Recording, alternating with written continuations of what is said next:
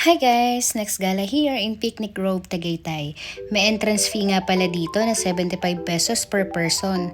Children 4 years old and below are free of charge. At ang mga seniors and PWD ay entitled to have 20% discount. May parking fee din pala dito. Per car, 50 pesos, jeepney, 75 pesos, bus, 150 pesos, and per motorcycle ay libre lang. Alam niyo ba guys na ang Picnic Grove ay may sukat na 13 hectares. Kaya naman grabe ang pagod ko sa paglalakad dito. Sulit na sulit naman ang pagod dahil sa magagandang tanawin na makikita mo. Tanaw nga pala dito guys ang Taal Lake at ang Taal Volcano at sobrang sarap ng hangin dito. Pagbungan mo pa lang dito makikita mo ang isang hilera ng mga nagtitinda ng mga souvenir item.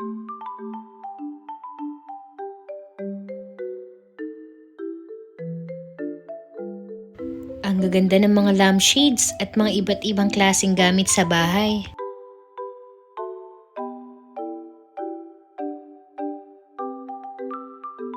May mga gawa nga rin pala si Kuyang lampshade na made from the shell. At pati orasan gawa din ang frame na to sa shell.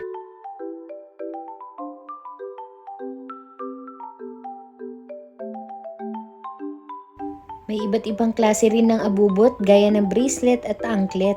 Nakabili nga pala ako ng anklet dito guys, 3 for 100 pesos. Ang cute nga pala ni kuya dyan, napakagaling mag-sale stock. Sa kabilang store naman, madaming magagandang design ng t-shirt ang makikita mo. Sa totoo lang guys, kahit madaming kulay ang nakikita ko sa paligid ko ng mga t-shirt, bias talaga ako sa color black. Pumapayat ka kasi tignan pag naka-black.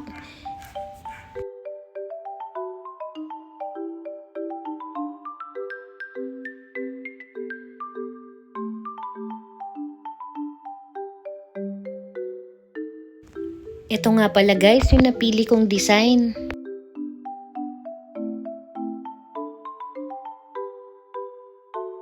Simple lang siya pero maganda naman. At maganda din yung tela ng mga t-shirt dito.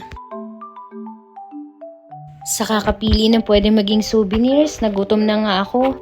Kaya ito, naghahanap ako ng pwesto para makakain na din.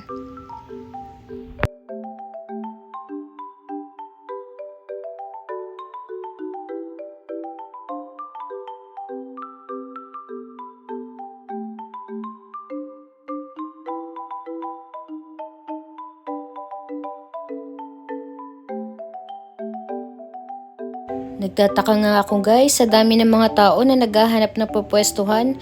Ako pa ang nakakita ng bakanting lamesa at upuan. Kita nyo naman guys, kabilaan yung bawat pamilya na kumakain dito.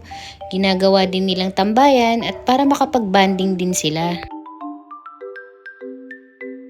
Sa mga ganito palang upuan at lamesa, wala naman renta pero pag sa mga nipahat, ang alam ko may mga renta doon. Baon nga lang pala ako dito guys ng mga dilata para lasasal na din bitbitin pagpapauwi. May tinapay at sitsirya din ako para pandagdag kakainin ko.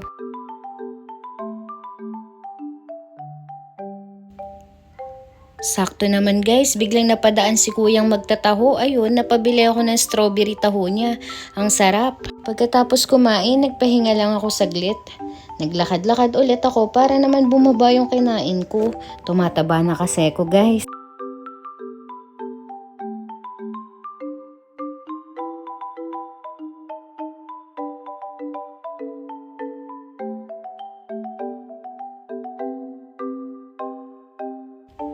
Ang ganda lang pagmasdan ng mga tanawin dito sa Tagaytay. Nakaka-refresh at nakaka-relax.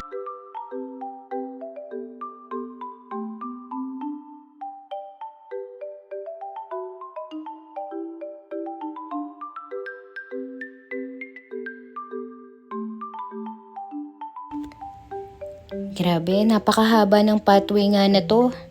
Nakakapagod kahit naglalakad ka lang.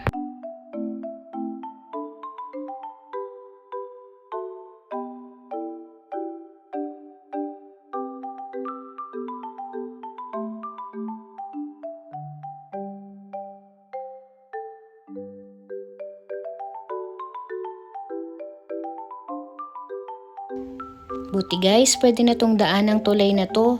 Dati kasi sinara nila, hindi siya pwedeng daanan.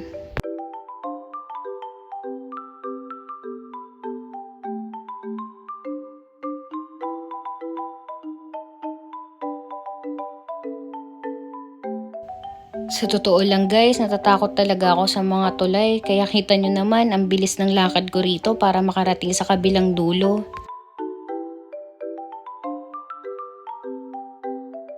Binibilisan ko nga pala dito guys yung lakad ko kasi umaambon na.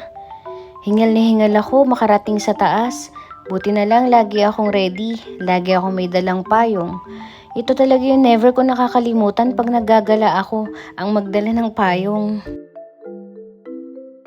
Gaya ng sa Sky Ranch, meron din sila ditong zipline. Mas mataas at mas mahaba lang dito sa Picnic Grove.